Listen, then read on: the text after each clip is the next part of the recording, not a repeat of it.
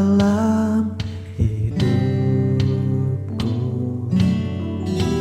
rancangan indahmu terjadi di hidupku. Bapa yang mengerti segala yang ku perlu, kasih-Mu sempurna nyata dalam hidupku. Ku bersyukur Bapa, ku bersyukur Tuhan,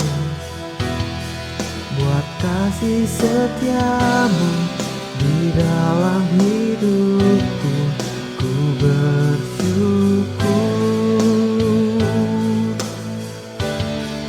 ku bersyukur Bapa,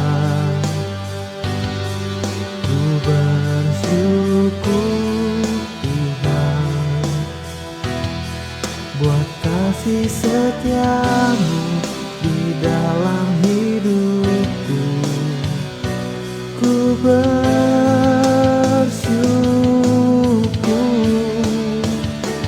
Tuhan,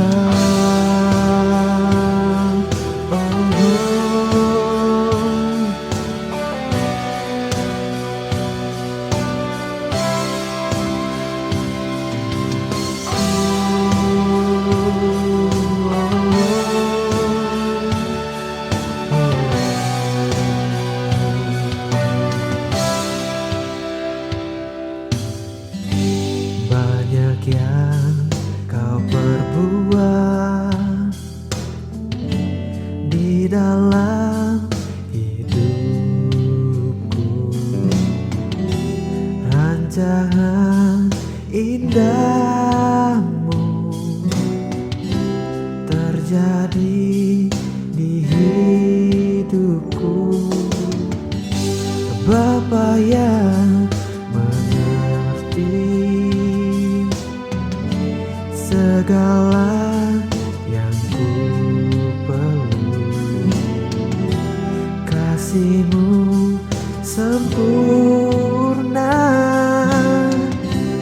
nyata dalam hidupku. Ku bersyukur, ku bersyukur Bapa,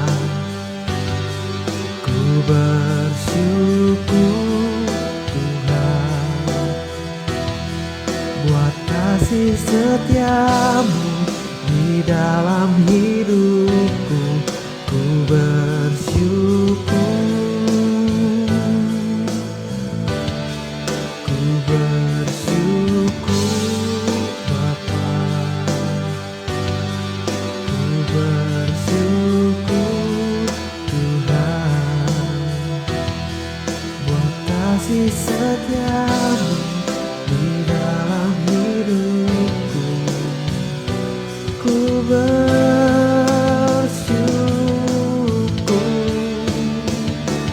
Tuhan.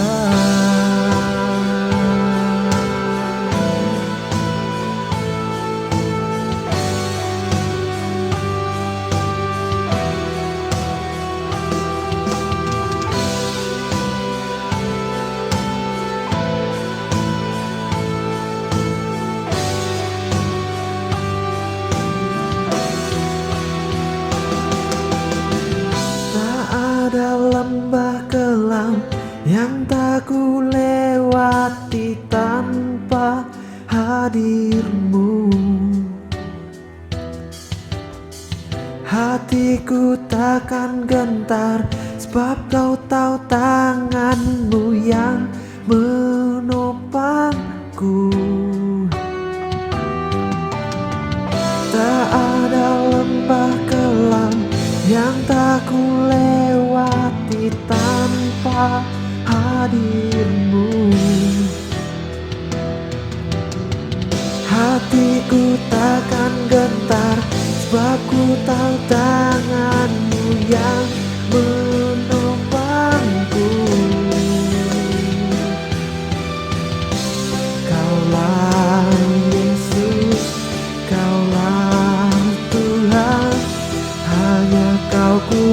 percaya. Kaulah Yesus, Kaulah Tuhan, harapan hidupku. Oh, ku bersyukur Bapa, ku bersyukur Tuhan, buat kasih setiamu di dalam hidupku. Ku bersyukur, ku bersyukur Bapa, ku bersyukur Tuhan, buat kasih setiamu di dalam hidupku. Ku bersyukur, ku bersyukur Bapa, ku bersyukur Tuhan, buat kasih setiamu di dalam hidupku. Ku bersyukur, oh, ku bersyukur Bapa, ku bersyukur Tuhan,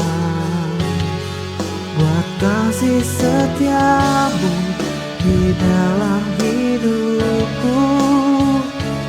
Ku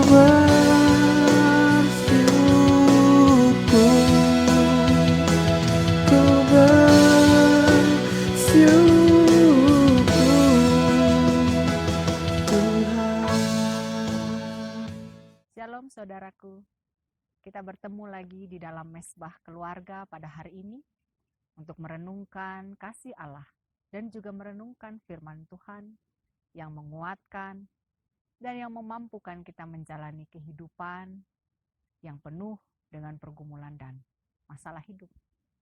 Mari kita berdoa.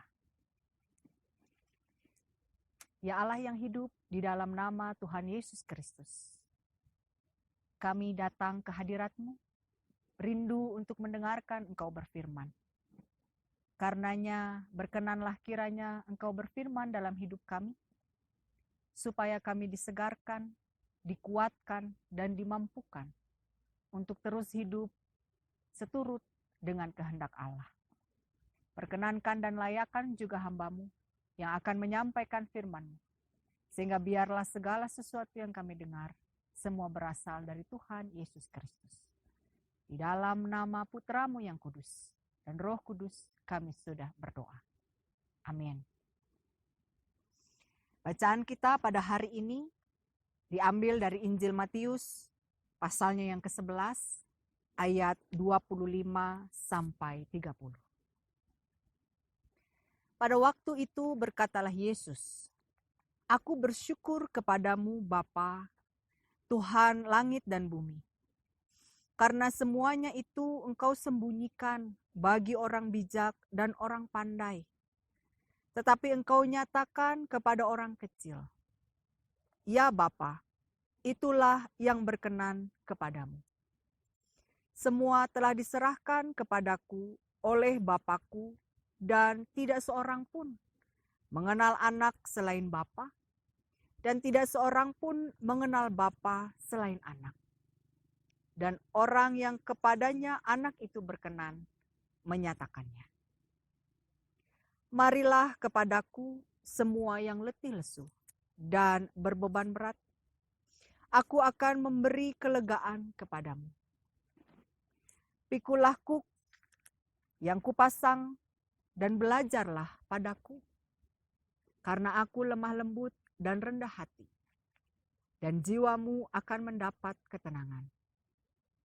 Sebab kuk yang kupasang itu enak dan bebanku pun ringan." Demikian bacaan kita akan firman Tuhan. Yang berbahagia ialah mereka yang mendengarkan firman Allah dan yang memeliharanya. Saudaraku yang dikasihi oleh Tuhan kita Yesus Kristus, menjadi seseorang yang pintar, terpandang, bahkan kaya raya, seolah menjadi keinginan, harapan, dan impian banyak orang. Karena kalau orang itu pandai, orang itu mempunyai kedudukan, jabatan, atau bahkan orang itu mempunyai harta yang berlimpah, orang tersebut pastilah akan dipandang, dihormati, dan selalu mendapat tempat yang paling pertama di dalam segala situasi. Karenanya dalam kehidupan kita sering mendapatkan orang yang mau melakukan apa saja untuk bisa mendapatkan semuanya itu. Dari cara yang jujur sampai cara yang tidak jujur. Hanya demi mendapatkan pengakuan dia seorang yang pintar, seorang yang punya kedudukan bagus, atau bahkan seorang yang kaya raya. Bila kita belajar dari firman Tuhan, justru yang berbahaya adalah ketika orang mempunyai segala sesuatunya. Ketika orang itu punya kepintaran, ketika orang itu punya jabatan, atau bahkan ketika orang itu digelapkan oleh kekayaan dan harta benda yang dia punya di dunia. Di dalam bacaan Matius pasalnya yang ke-11 ini, ayat 25 sampai 30, seolah mau dibagi menjadi dua bagian. Yang pertama ayatnya yang ke-25 sampai ayatnya yang ke-27. Ketika Tuhan berkata bahwa dia bersyukur karena segala sesuatunya disembunyikan bagi orang bijak dan orang pandai. Tetapi engkau menyatakannya kepada orang yang kecil.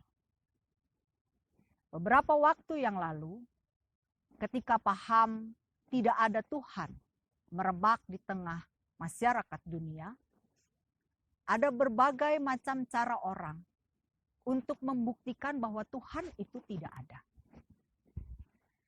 Satu ketika seorang profesor bertanya kepada satu keluarga Kristen yang taat di dalam pembacaan firman dan juga berdoa. Profesor itu berkata, bisakah kamu membuktikan bahwa Tuhan itu ada? Dan apakah kamu percaya bahwa Tuhan itu ada? Lalu kepala keluarga itu berkata, ya kami percaya Tuhan itu ada.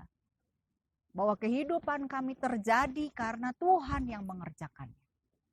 Lalu dengan sombongnya profesor itu berkata, kalau memang Tuhan itu ada, maka buktikan Tuhan itu ada. Satu keluarga ini terdiam karena mereka tidak bisa membuktikan bagaimana Tuhan ada di tengah-tengah kehidupan. Profesor ini merasa menang dan berkata, kamu tidak bisa membuktikan Tuhan itu ada kan? Karenanya Tuhan itu tidak ada. Sesuatu yang tidak bisa dilihat apalagi diraba merupakan hal yang tidak pernah nyata di tengah dunia. Mendengar jawaban profesor yang pintar ini dan yang sangat cerdas ini, keluarga Kristen ini terdiam. Tetapi kemudian salah seorang anak dari keluarga ini bertanya kepada profesor. Profesor, apakah kamu percaya kalau otak itu ada? Lalu profesor menjawab dengan sangat tegas dan dengan sangat tajam. Tentu saja otak itu ada. Kalau otak itu tidak ada, maka kita tidak bisa berpikir. Kita tidak bisa memutuskan apapun. Tubuh menjadi mati kalau otak tidak ada. Lalu si anak ini menjawab, coba buktikan kalau otak itu ada. Profesor itu tidak bisa menjawab. Dia termenung cukup lama. Kemudian si anak ini menjawab seolah membalikan apa yang profesor itu katakan. Jika sesuatu tidak bisa dilihat atau tidak bisa diraba, maka hal itu pastilah tidak pernah ada di dunia. Yang mau mengatakan profesor itu tidak punya otak. Saudaraku yang dikasihi Tuhan Yesus Kristus. ketika kita terlalu pandai dalam segala hal, bahkan ketika kita punya segala sesuatu di dalam kehidupan kita, kita bukan semakin mengerti bahwa semuanya terjadi karena pemberian dan belas kasih Tuhan dalam hidup kita. Tetapi justru kita akan berkata bahwa segala sesuatunya itu terjadi karena kita bekerja keras. Kita justru akan berkata sebaliknya. Bahwa kita bisa tetap dalam keadaan sehat, bahwa kita tetap bisa dalam keadaan diberkati, dalam hal harta kekayaan, tidak punya hutang, tidak ada kesulitan ekonomi, karena kita kerja keras. Dan akhirnya di situ kita hampir melupakan Tuhan. Bagaimana saya bisa punya banyak uang? Karena saya kerja keras. Bagaimana saya bisa ke dokter? Karena saya kerja keras dan saya punya banyak uang, saya bisa ke dokter dan saya bisa sehat. Pemeliharaan Tuhan, kasih Tuhan menjadi sulit untuk diberitakan dan dinyatakan. Tetapi seringkali kita tidak sadar bahaya yang mengintai ketika kita ingin mempunyai segala sesuatu. Satu hari ada seorang pimpinan perusahaan yang bercerita di akhir masa pensiunnya kepada anak buahnya.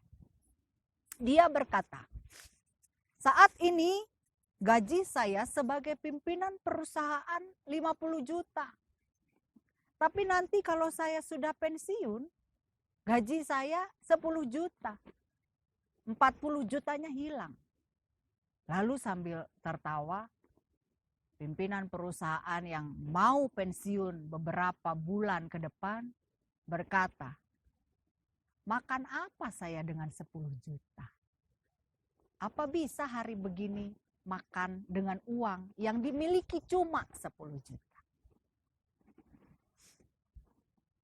Jika seorang yang punya uang 10 juta masih bisa berkata, bisa makan apa saya dengan 10 juta? Maka pertanyaannya adalah, bagaimana dengan orang-orang yang hidupnya seperti rumput di ladang? Hari ini mereka bekerja, entahkah mereka dapat uang atau tidak? Entahkah mereka bisa makan atau tidak? Dan besok mereka tidak tahu apa yang terjadi dalam kehidupan mereka. Keberadaan orang kecil justru jauh dari keluh kesah. Justru jauh dari pemikiran-pemikiran yang sulit. Justru jauh dari hal-hal yang membuat kehidupannya tidak bisa dinikmati.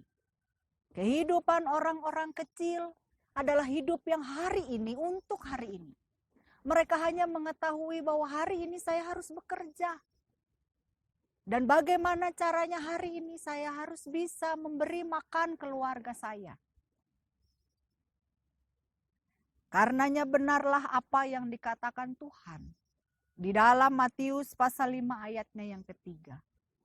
Orang-orang yang miskin justru yang berbahagia karena mereka empunya kerajaan sorga. Ketika kehidupan kita mengerti bahwa kita miskin di hadapan Tuhan, miskin dari segala-galanya.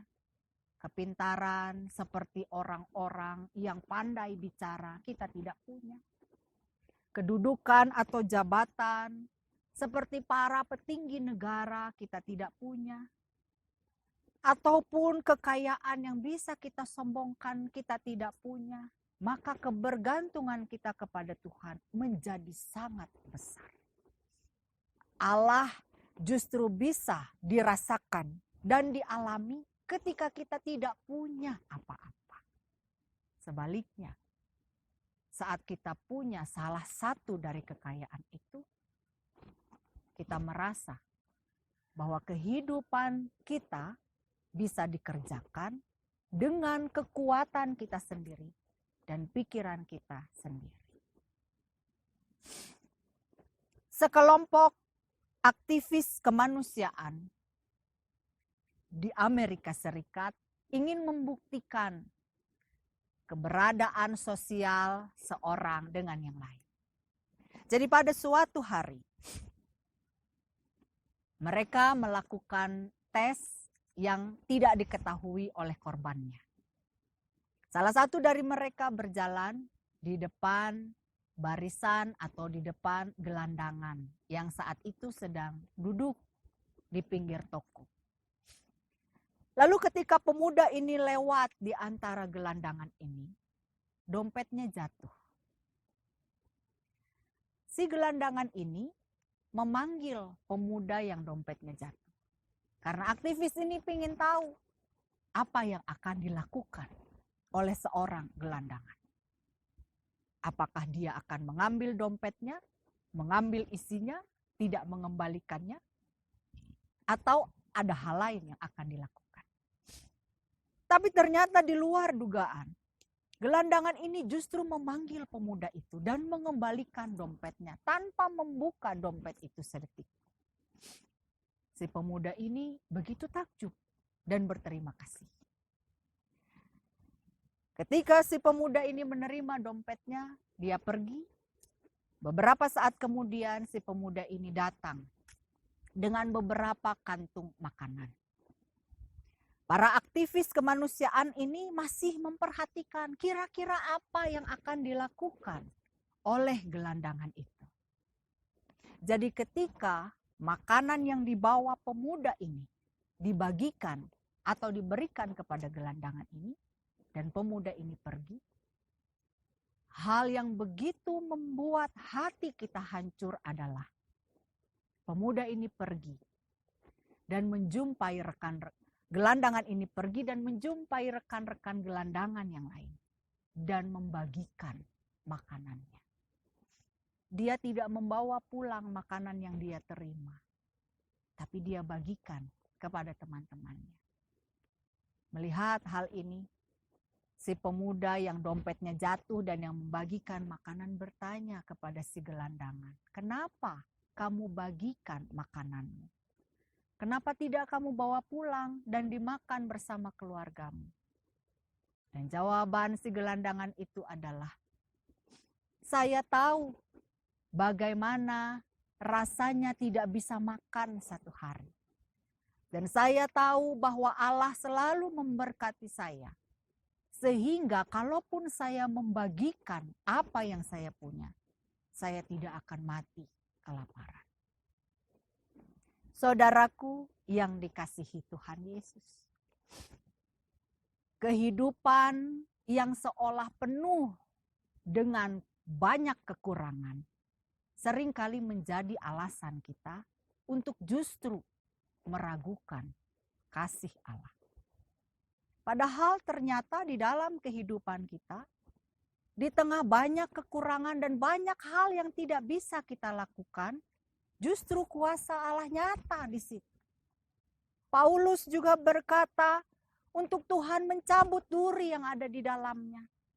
Tetapi Tuhan Yesus justru berkata, "Cukuplah kasih karuniaku kepadamu, karena justru di dalam kelemahanlah kuasaku menjadi nyata."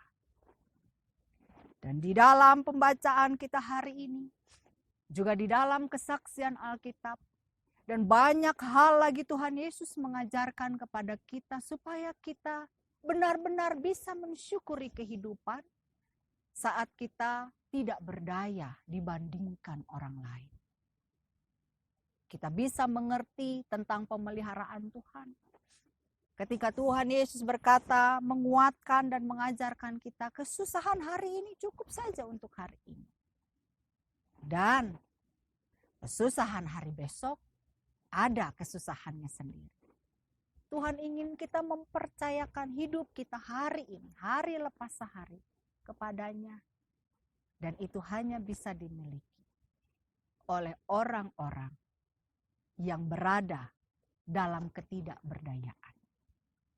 Sebab bahaya yang dimiliki adalah ketika kita bisa menanggulangi kesusahan kita sendiri, dengan kekuatan kita sendiri, dengan jabatan, dengan kepintaran, dengan uang kita sendiri, maka dengan mudahnya kita berkata, Tuhan itu tidak ada, atau saya tidak butuh Tuhan.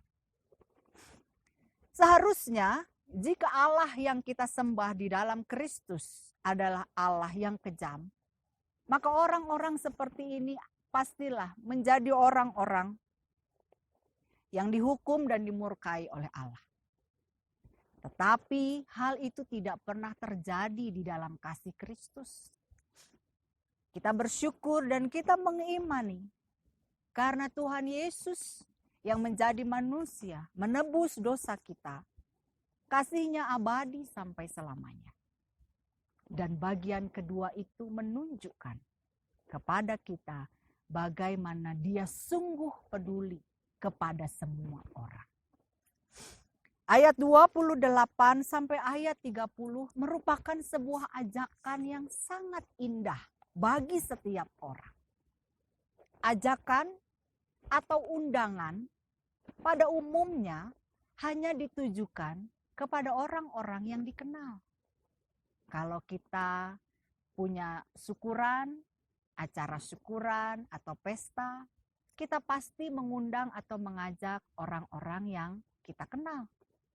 Atau kalau pesta itu bersifat private atau bersifat pribadi, kita hanya akan mengundang orang-orang yang dekat dengan kita. Jadi tidak banyak. Tetapi undangan atau ajakan yang Yesus berikan tidak diperuntukkan kepada orang-orang yang mengenal Tuhan saja. Atau tidak diperuntukkan kepada orang-orang yang dekat kepada Tuhan saja. Tapi diperuntukkan kepada semua orang. Undangan ini, ajakan ini, sifatnya terbuka dan gratis. Di dalam hidup kita, kalau ada undangan atau ajakan yang gratis, pasti ada batasnya. Batas jumlah pengunjung, batas jam berlangsung kegiatan itu, atau batas makanan, fasilitas yang disediakan. Tetapi di dalam ajakan Tuhan ini tidak ada batasan. Ajakan Tuhan ini merupakan ungkapan belas kasihannya kepada orang-orang yang menganggap hidup ini bisa dijalani dengan kekuatan sendiri. Oh, sungguh kasihannya orang-orang itu. Mereka berpikir bahwa hidup ini bisa dijalani dengan kekuatan sendiri. Kalau kita tidak sehat, kita tidak bisa mencari uang dengan baik. Dan kalau kita tidak bisa mencari uang dengan baik, kita tidak bisa menikmati hidup. Dan kalau kita tidak bisa menikmati hidup, maka sia-sialah kita hidup dan seterusnya. Atau orang berpikir kita harus pintar dalam segala sesuatu. Supaya dengan kepintaran kita bisa mencari uang dengan kreatif. Dan dengan uang itu, kita bisa menjaga diri untuk tetap sehat. Dan akhirnya segala sesuatu yang kita inginkan bisa berhasil. Sungguh kasihan orang-orang yang berpikir seperti ini. Karenanya jika orang-orang yang berpikir seperti ini mengalami sebuah peristiwa yang mengenaskan, maka keputusasaanlah yang menanti mereka di penghujung hidupnya. Karenanya Tuhan mengajak dan mengundang siapapun yang menginginkan kelegaan dan yang menginginkan damai sejahtera, yang menginginkan keringanan di dalam kehidupannya. Tuhan berkata, mari datang kepadaku. Semua yang letih lesu dan berbeban berat. Aku akan memberikan kelegaan kepadamu. Pertanyaannya, apakah janji Tuhan ini bohong? Atau janji Tuhan ini hanya teori? Seberapa sering kita datang kepada Tuhan, tetapi seberapa sering kelegaan tidak terjadi dalam hidup kita. Kita susah saat ini karena sakit. Lalu kita berdoa sama Tuhan, berikan saya kesembuhan supaya saya bisa bekerja lagi.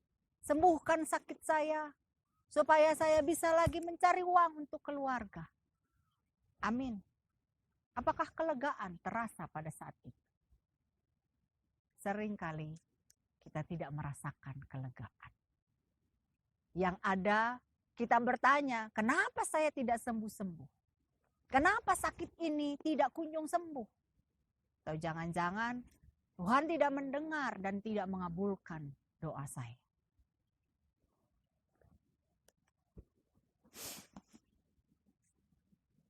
Pada satu hari, ada sebuah kebakaran terjadi di apartemen yang mewah. Ternyata yang tinggal di lantai paling atas apartemen itu adalah seorang wanita. Karena api sudah menjalar kemana-mana, petugas pemadam kebakaran tidak bisa masuk ke dalam apartemen itu. Akhirnya petugas kebakaran itu hanya bisa menolong wanita tersebut menggunakan tangga darurat dari mobil pemadam kebakarannya. Karena menggunakan tangga, maka diperlukan niatan atau tekad kepercayaan wanita itu untuk lompat keluar jendela, menyambut tangan si petugas pemadam kebakaran, dan mereka turun dari tangga di luar gedung apartemen. Si wanita yang terjebak ini sudah tidak bisa kemana-mana lagi karena api sudah menjalar. Dia hanya punya satu jalan, mempercayakan dirinya untuk melompat ke tangan atau ke pelukan si petugas pemadam kebakaran supaya dia bisa selamat sampai di situ. Petugas pemadam kebakaran ini terus berusaha meyakinkan si wanita ini. Ayo loncat ke sini, Bu, supaya Ibu bisa saya tangkap. Percaya pada saya bisa menangkap Ibu. Sini loncat, terus menerus. Peristiwa penyelamatan terjadi begitu mendebarkan. Awalnya, wanita ini mau melakukan apa yang petugas pemadam kebakaran ini katakan. Dia mau meloncat ke tangkapan tangan si petugas. Tetapi ketika dia sampai di pinggir jendela dan dia melihat betapa tingginya lantai apartemen yang dia tinggal selama ini, timbul rasa takut dan dia tidak berani. Akhirnya dia tidak memilih untuk melompat. Dia memilih untuk mundur dan berdiam di lantai apartemen yang sudah mulai terbakar habis. Petugas pemadam kebakaran ini tidak menyerah. Dia terus berteriak supaya si ibu ini mau melompat kepadanya. Sampai dipaksa turun, petugas ini menangis. Dan dia berkata, saya sudah berusaha sekuat dan semampu saya untuk meyakinkan dia bahwa dia pasti selamat di dalam tangkapan saya. Tapi dia menolak saya. Saudaraku, kehidupan kita seringkali berkata, saya percaya dan mempercayakan diri kepada Tuhan. Tetapi ketika kita melihat masalah yang saat ini sedang terjadi, tuntutan biaya yang harus dibayar untuk kontrakan, untuk kos, untuk biaya anak sekolah, untuk menutupi dan membayar setiap tagihan ataupun hutang, membuat kita menjadi takut untuk mempercayakan diri dan menolak menerima tangkapan keselamatan Allah. Dan akhirnya kita merasa bahwa datang kepada Tuhan pun tidak memberikan kelegaan kepada kita. Pada saat ini kita merenungkan,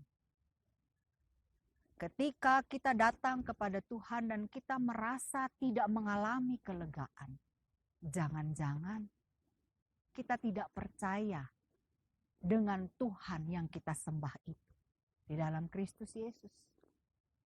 Kita lebih percaya kekuatan sendiri, cara kita sendiri, keputusan kita sendiri, kekuatan, kebisaan, kepintaran, dan segala macam yang kita punya untuk menyelesaikan masalah kita.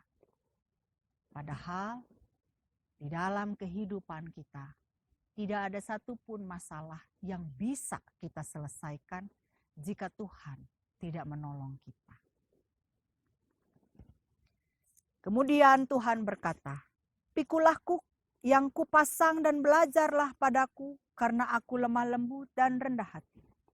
Jiwamu akan mendapat ketenangan." Kuk yang kupasang itu enak dan bebanku pun ringan.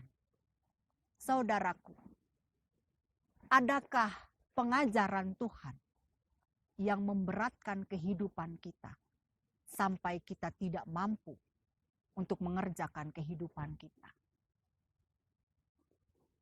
Jika kita menjawab dengan pengakuan jujur di hadapan Allah, tidak ada satupun yang memberatkan kehidupan kita. Apa yang berat? Ketika kita diminta untuk berserah diri. Apa yang menjadi berat untuk kita lakukan? Ketika kita diminta untuk mempercayakan hidup kepada Sang Pemilik hidup. Apa yang berat untuk kita lakukan? Ketika kita mengasihi orang lain, sedangkan kita sudah mendapatkan banyak sekali kasih dari Allah. Tidak ada aturan agama yang begitu memberatkan kehidupan kita di dalam kita mengikut Tuhan. Pada kelas sekolah minggu, sang guru sekolah minggu ini bertanya kepada murid-muridnya. Guru sekolah minggu ini menanyakan soal kuk. Dia bertanya, apakah adik-adik tahu kuk itu apa?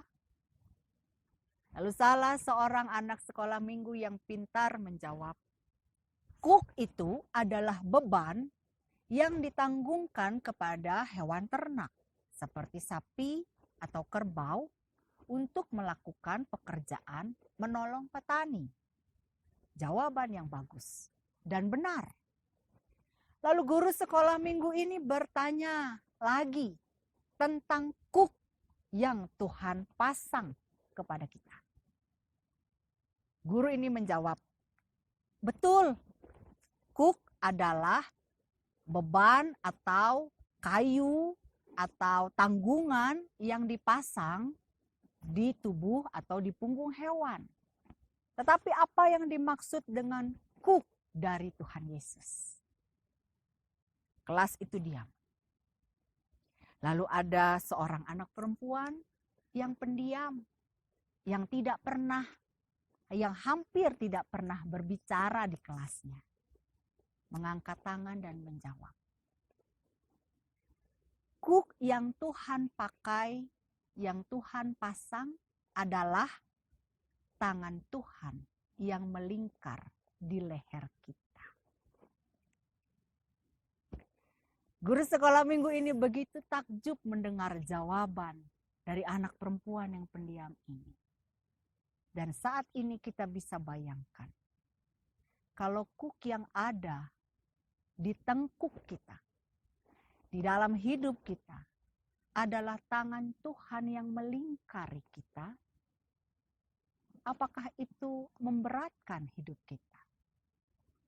Sebaliknya, justru kuk yang ada di dalam kehidupan kita adalah kuk yang menolong kita menghadapi segala peristiwa hidup yang saat ini sedang kita jalani dan alami. Tangan Tuhan itu melingkari leher kita untuk menguatkan, untuk menghibur, untuk menyatakan dan menegaskan bahwa Dia ada, menolong kita dalam segala hal dan setiap saat. Karenanya Tuhan Yesus membandingkan dengan beban yang dimiliki di dalam hukum Taurat yang begitu menyesakkan dan menyulitkan orang-orang untuk bisa hidup kudus. Bangsa Yahudi dituntut untuk mengerjakan banyak sekali hukum agama yang membuat mereka tidak bisa menjalani kehidupan seperti yang seharusnya. Tetapi Tuhan Yesus tidak pernah menuntut kita melakukan sesuatu yang menyusahkan kehidupan kita. Tapi justru sebaliknya. Kuk yang Tuhan pasang adalah tangan Tuhan sendiri yang melingkar di leher kita. Sehingga akhirnya setiap orang yang mengerti hal itu, memaknai sungguh pertolongan dan Tuhan yang nyata dalam hidup kita, bisa selalu mengalami kelegaan. Apapun yang kita minta, apapun yang kita butuhkan, hanya satu yang perlu kita lakukan. Datang kepada Tuhan. Saudaraku yang dikasihi Tuhan Yesus. Akhirnya kita bisa mengerti bahwa apapun kehidupan kita pada saat ini, kita tidak punya alasan untuk iri kepada kehidupan orang lain. Untuk berkeluh kesah, untuk bersungut-sungut, bahkan untuk kecewa akan kehidupan kita. Jika kita merasa sesak, jika kita merasa lelah menjalani hidup yang tidak pernah selesai dari masalah, hanya satu yang perlu kita lakukan. Mempercayakan dan menyerahkan semuanya ke dalam tangan Tuhan. Datang kepada Tuhan. Sungguh-sungguh memberikan segala sesuatunya. Dan pastilah kita mengalami kelegaan di situ. Kita tidak akan bisa mengalami janji Tuhan yang memberikan kelegaan dan beban yang ringan jika kita masih terus mengandalkan kekuatan diri sendiri di dalam kita menjalani hidup bersama Tuhan. Amin. Mari kita berdoa. Kami mengucap syukur ya Allah untuk semua kebaikan-Mu di dalam kehidupan kami. Apapun keadaan hidup yang saat ini sedang terjadi dalam diri kami, kebaikan Tuhan selalu nyata bagi kami. Tolonglah kami ya Allah, supaya kami sungguh-sungguh menyerahkan diri kami, mempercayakan kehidupan kami kepada Sang Pemilik hidup, sehingga apapun yang saat ini sedang membuat kami lelah dan menekan kami, kami bisa mengalami kelegaan di dalam Tuhan. Karena hanya dengan datang kepada Kristus, kelegaan itu kami terima dan kami alami. Tolonglah kami dan ajarlah kami, supaya kami tidak lagi mengandalkan kekuatan kami. Ketika kami datang kepada Tuhan, kami berhenti untuk tidak berpikir dengan kekuatan manusia kami. Di dalam nama Tuhan Yesus, kami berdoa. Amin. Alamilah kelegaan di dalam Tuhan, sebab hanya di dalam Tuhan Yesus kita bisa mengalami, merasakan damai sejahtera dan sukacita yang berlangsung kekal di dalam hidup. Tuhan Yesus memberkati.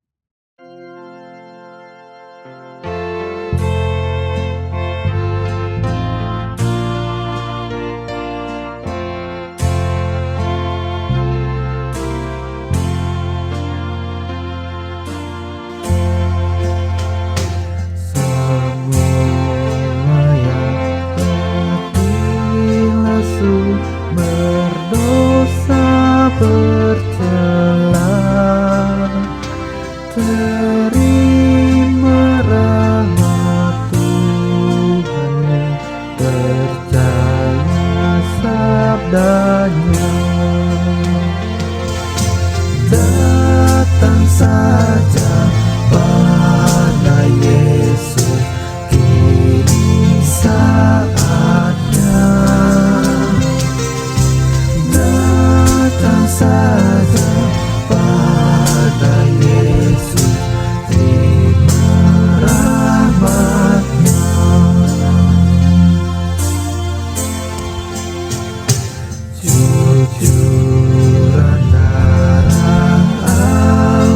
kasih